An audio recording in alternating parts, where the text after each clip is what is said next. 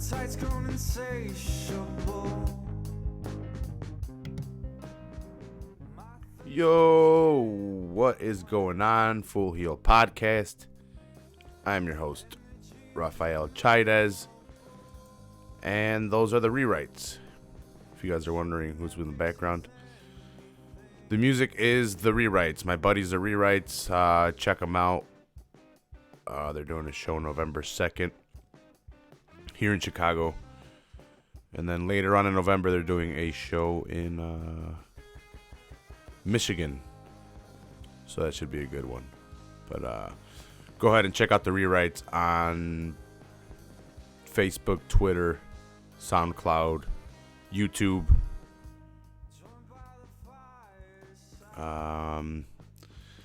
So today I'm gonna talk about AEW Dynamite for 10/16/2019. So today's my birthday, so go ahead and hit that subscribe button. Check out all the audio on iTunes, all the audio on Podbean.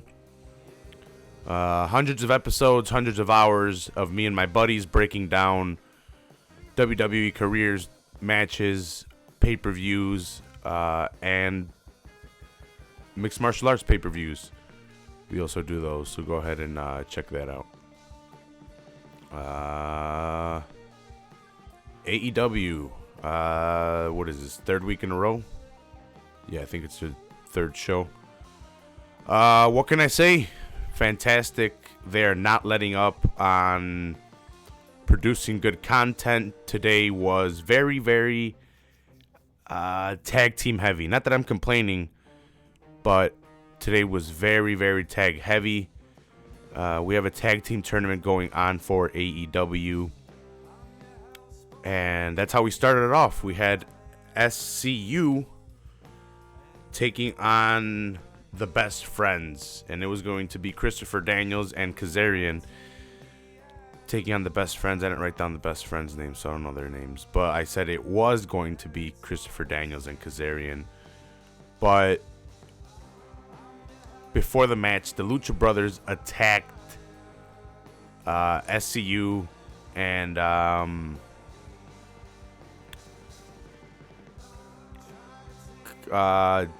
Christopher Daniels, I think, gets DDT'd on the. He gets DDT'd on the ramp and gets stretchered out, and he can't continue. So Scorpio Sky steps in to help Cassidy take on the Lucha Brothers. If you guys want to see a little bit of that, go ahead and check out the YouTube. I have links up to my Twitter. Go ahead and check me out on Twitter. I'm also retweeting a bunch of the spots that AEW puts up on their website. So like I mentioned, Scorpio Sky steps in. He's in his jeans and shoes or whatever. Brings out some grip tape or whatever it is that they use and wraps up his wrist. And here we go. Pretty badass match between the both of them. Great way to open up the match. I didn't really want to take the Best Friends really too seriously, but the gimmick is, it's a crowd favorite. They come out and they hug, which Scorpio Sky prevented it at one time, and then right after they get it, crowd pops all crazy for them. That was a pretty big pop by the crowd when they finally got the hug. Orange Cassidy is part of their friendship thing. But Scorpio Sky putting on a show. I don't believe we've seen them on any Dynamite shows. We've definitely seen them on pay-per-views. But Scorpio Sky had to step in. Kazarian was getting tossed back and forth on the outside between the apron and between the guardrails. Kazarian also hits a super sweet-ass Hurricanrana on the outside. I forget on which one of the Best Friends. But he jumps to the outside, lands on the shoulders, and then Hurricanranas from there. Scorpio Sky loses his shoes, both of them. At one point, it's only one of them, I guess, to the crowd. I don't know how. And then the second one, it gets tossed in, but then he tosses both of them out. Nice little crowd spot.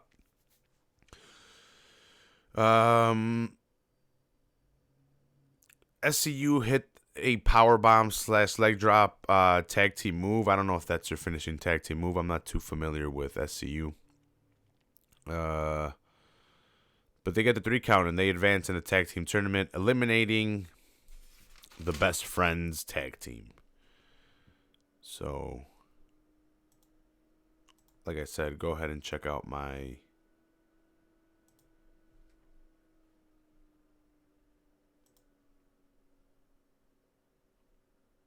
Twitter. I have a lot of the highlights up there. And you can see for yourself what I'm talking about. Some of the moves they hit are pretty sick. A lot of high flying stuff. I'm not opposed to spots by these guys, but these guys are pros at it. It's very smooth. It's done very well. Like I said, go check it out.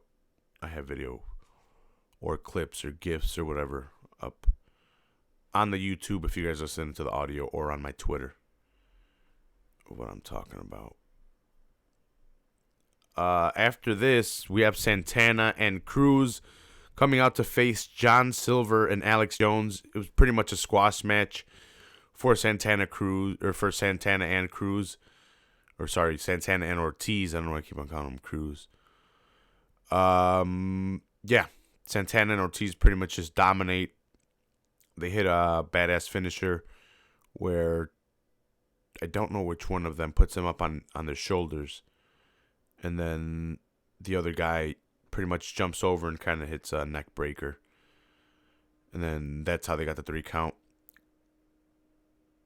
Then Jericho cuts a promo on the Titantron, challenging the Young Bucks. I don't know why he had to do it for Santana and Ortiz. He challenged them for them. After that, we have a Cody Rhodes promo.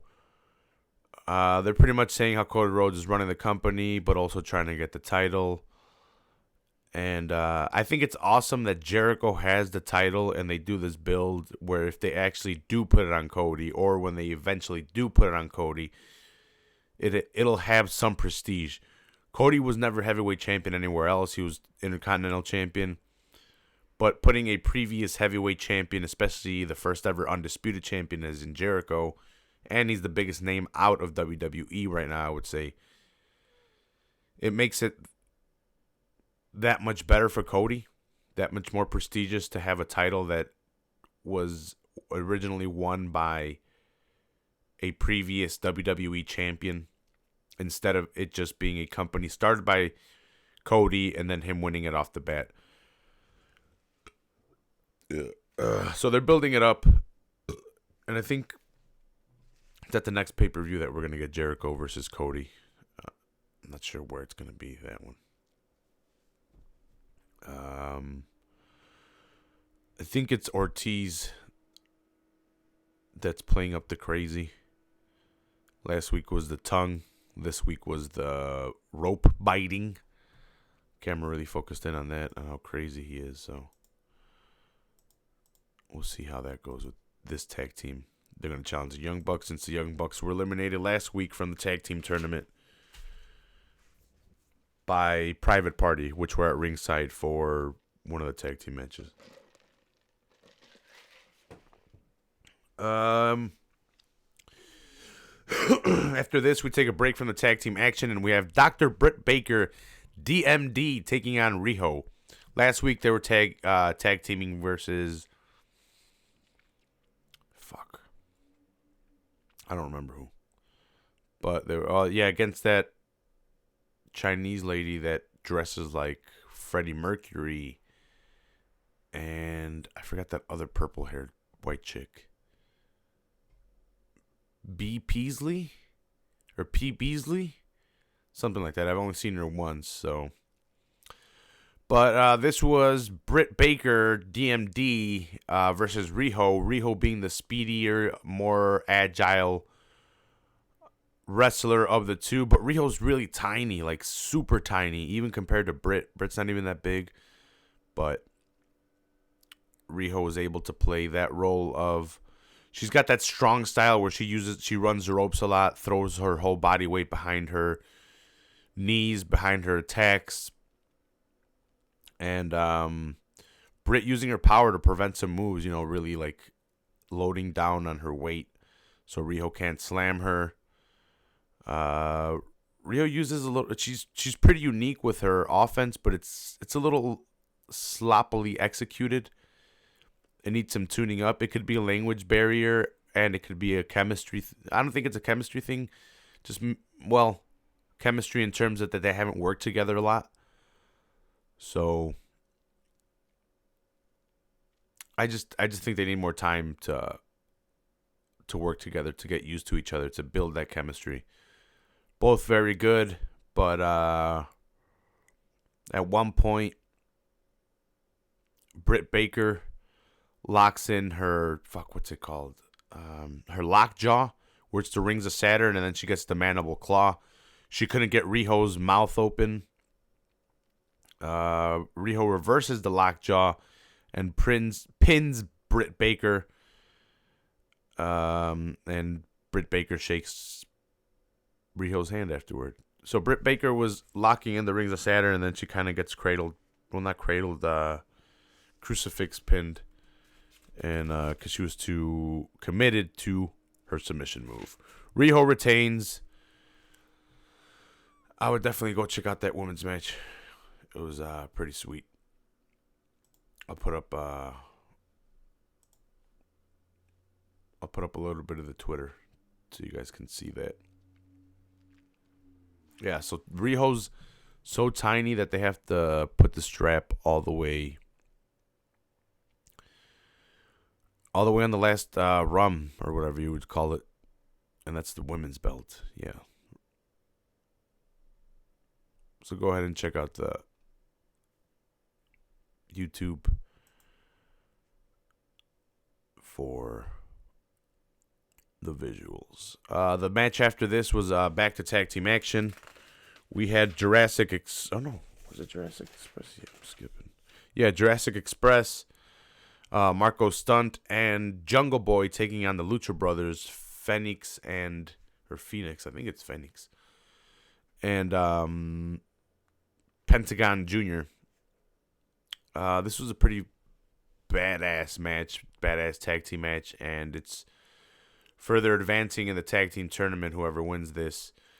Marco Stunt is tiny. He's probably just as small as Riho, but being in a tag team with Jungle Boy, it really allows them to do a lot of tossing the little guy and him doing Hurricanrana's DDTs, spinning around them a bunch, and they're able to use him because he's so tiny, so they can manipulate and maneuver him in the air and make it look very sweet.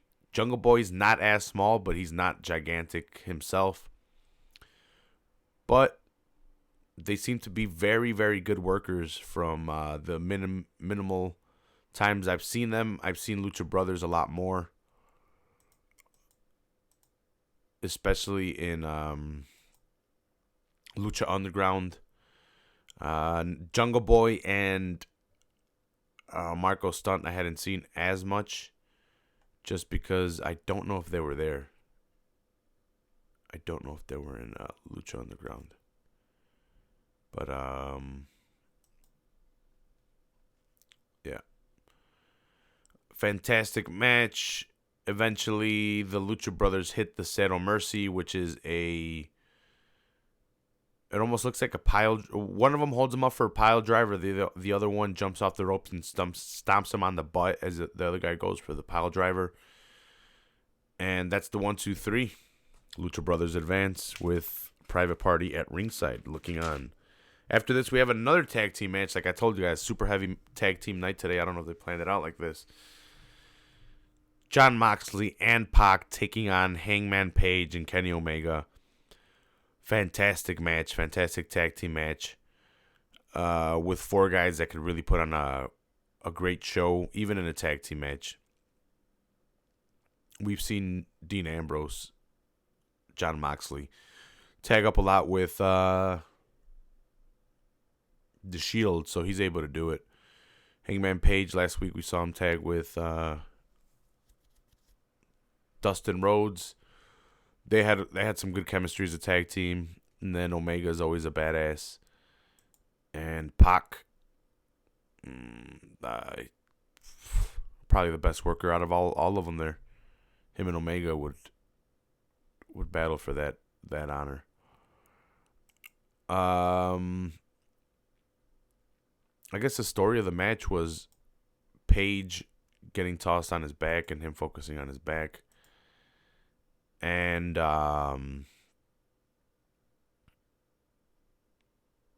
it starts off with all four men brawling. Pac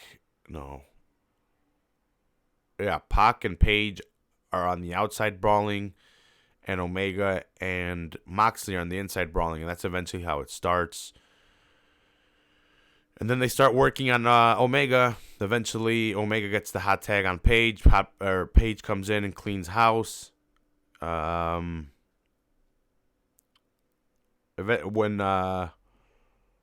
Moxley tosses him off the apron, that's when they're able to get some momentum going. Some official momentum going their way. They're not just exchanging movesets. Now it's Pac and Omega going. Not Pac and Omega. Pac and Moxley wearing down Page for a little bit. Page catches Moxley with a clothesline, which eventually allows him to get Omega in. Omega comes in and lands a bunch of dragon snap suplexes. I thought that was pretty awesome. I think he does 3 of them. I think he gets Pac, then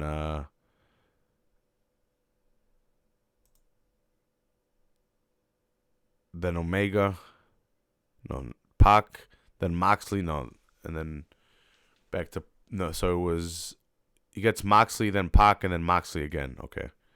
It's just he set up Pac at first. That's why I thought it was Pac first. Pretty sweet dragon suplexes. One point, we have Moxley dive outside to Page or Pac. Omega to Pac, and then we have Moxley dives out to Omega, and then we have Page moonsaults to the outside from the top rope, and we just have a spot fest for all of them. Moxley and Omega go for their weapons. Moxley has the barbed wire bat. Omega has the barbed wire. I'm gonna say sweeper because he's the cleaner. Broom because he's the cleaner. They're both gonna hit each other. Pac stops them, grabs the weapons, throws them outside. Moxley gets pissed, hits his double arm DDT. I don't know what he's calling it here. Takes off. This allows for Moxley to hit his running knee on Pac, and then Page hits his finisher. I forget what it's called. The Deadeye, which is like I don't know. It's like he's setting him up for like the Alabama Slam, but he just drops to his knees and kind of that's his finisher.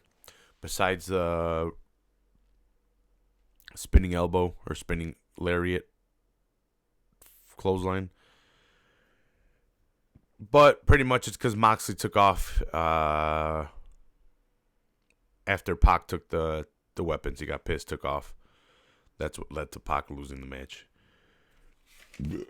After this, we have a world heavyweight we have a world heavyweight match, a world heavyweight championship match for Chris Jericho's title.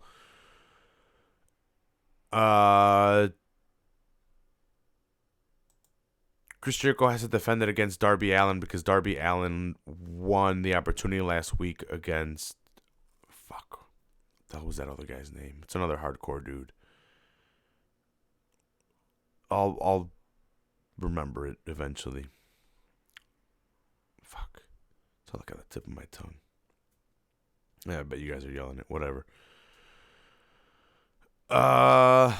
Yeah, so Darby Allin really put on a good showing for himself. I'm not digging the leggings at all, but it's whatever. It's his gear. Allows him to wrestle how he wrestles. He's very agile, very speedy, very clean with his delivery. You could see Jericho's age has caught up to him. He's not agile. He's more catching Darby with when Darby's hitting him with moves and kind of trying to flow with him. But you could see how stiff he is from his age. But Jericho's still able to go. Even in saying that, Jericho's able to put on a good match with Darby. It's a no disqualifications match because Darby hit him with the skateboard last week.